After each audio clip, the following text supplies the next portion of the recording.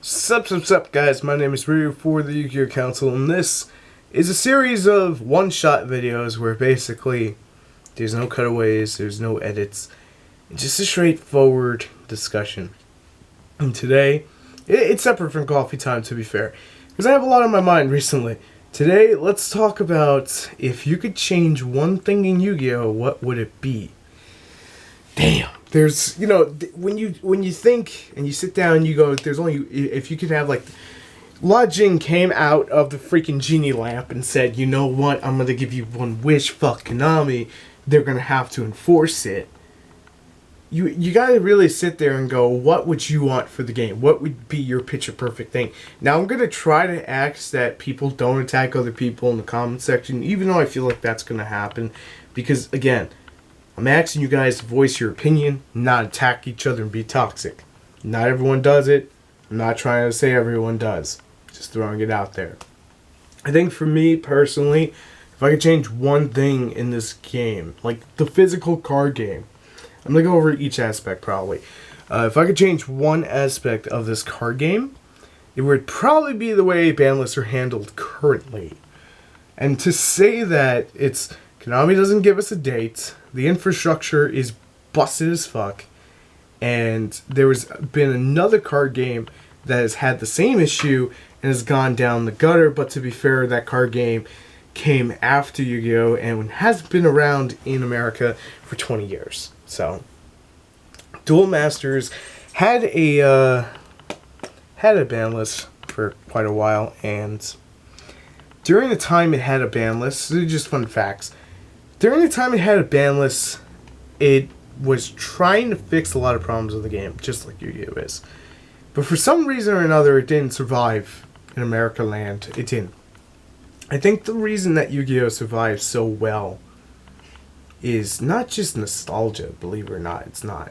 I think it's just the initial concept is a lot stronger than Duel Masters. In the simple form of life points, it's not like anything else. Like Duel Masters, in all respect, plays like Magic the Gathering. It's like Magic the Gathering light. It's cheaper. When it was out, it was like freaking crack cocaine for kids. This is how you get to Magic. Come on, kids. Smell the Magic the Gathering. In all seriousness, there's 3 big card games you should always be aware of. And this is where I basically pull my, my what would I like to actually see happen to the game. Basically from, I get ideas from. There is Pokemon, there's Magic, and there's Yu-Gi-Oh! These are the big 3 because they're the 3 granddaddy pillars of TCG. They're the ones that came out the gate and have proved themselves time and time again. Whether or not you agree with their business practices, regardless of what it is, like Pokemon and Magic have an infrastructure that basically is like flushing the toilet for lists, which is basically rotation. Yu-Gi-Oh! Doesn't have that. But again, to be fair, Magic the Gathering can be drafted from packs, Yu-Gi-Oh! Cannot, and Pokemon is sort of in the middle. See, I'm going to go down a few things and why I said I would change the way the ban list is structured and where this is all lining up.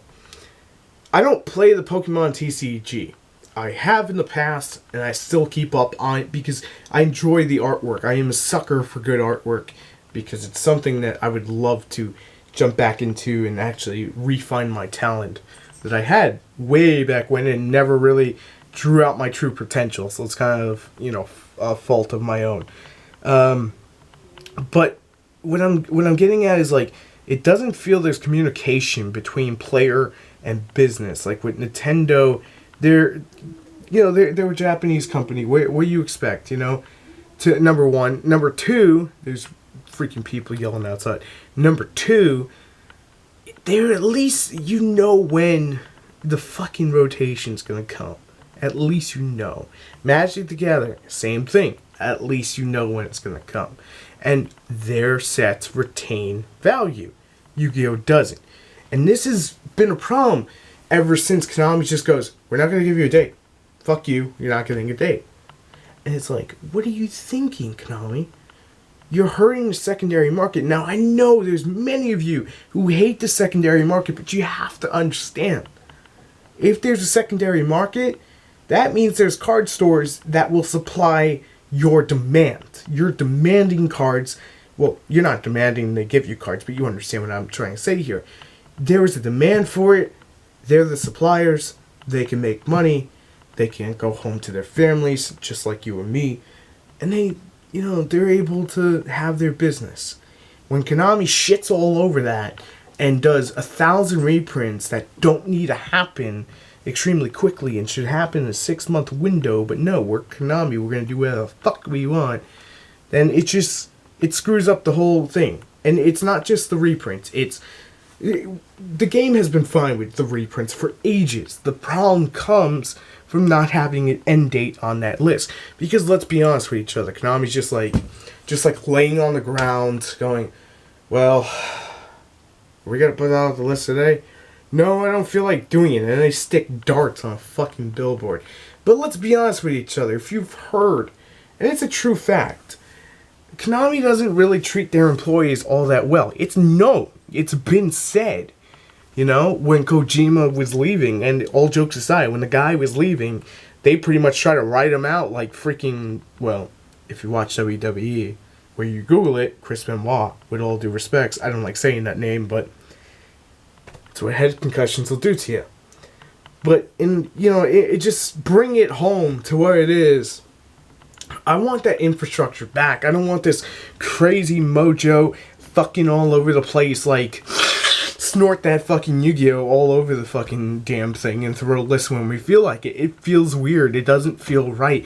And as a content creator here on YouTube who does Yu-Gi-Oh, and that's why I spanned out to the other 4, it doesn't feel like I can be on a structure. Like with the other 4 channels, the RyuAvalonGaming, I can decide what I want to do. I know when games are coming out. GameStop doesn't tell me, oh, we're not gonna stock this game because the date's all over the fucking place. No, they just won't stock it. With the TheCouncilNetwork, and I know it may seem like I'm plugging things. With the TheCouncilNetwork, TV show comes out, anime comes out, movie comes out, comic book comes out. I'm good to go. I know my structure. But it's like when it comes to Yu-Gi-Oh, it's all over the goddamn place. And then the last minute they start canceling stuff and it just gets dumb.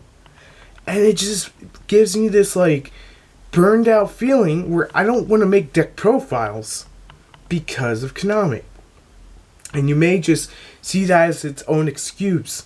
But it's so much safer, especially for me, to do mass discussions than it is to sit down and record a deck profile and then have to delete the deck profile and the dual videos that I spend 3 days getting because god fucking damn if people don't rage quit on me, and if I post the footage where people rage quit on me, people have a fit.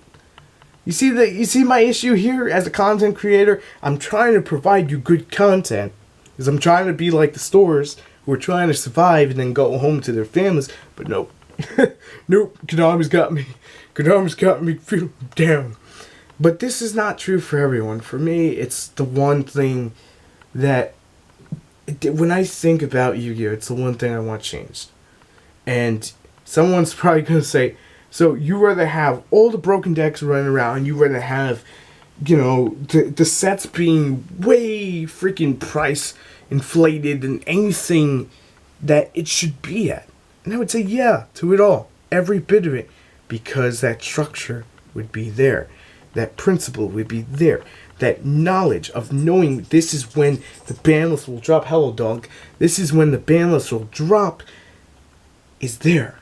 And then I ain't got to stress it. When I ain't got to stress it, I can stress about the little crap. The little crap being that. But, what can I say? If you guys want more of these one-shot kind of videos, where I basically just ramble for about 10 minutes about Yu-Gi-Oh! Topic about Yu-Gi-Oh! And sometimes it kind of blurs the lines because that's the kind of guy I am. Even with the TheCouncilNetwork reviews, that's kind of what I do. I kind of blur the lines. I like talking about multimedia stuff. It's just how I am. But I just want to say thank you guys again for tuning in, for watching the videos, and I just want to change it up a little bit. I don't want to constantly just be like, here guys, here's the news, or here guys, here's a deck profile, or here guys, here's a pack opening.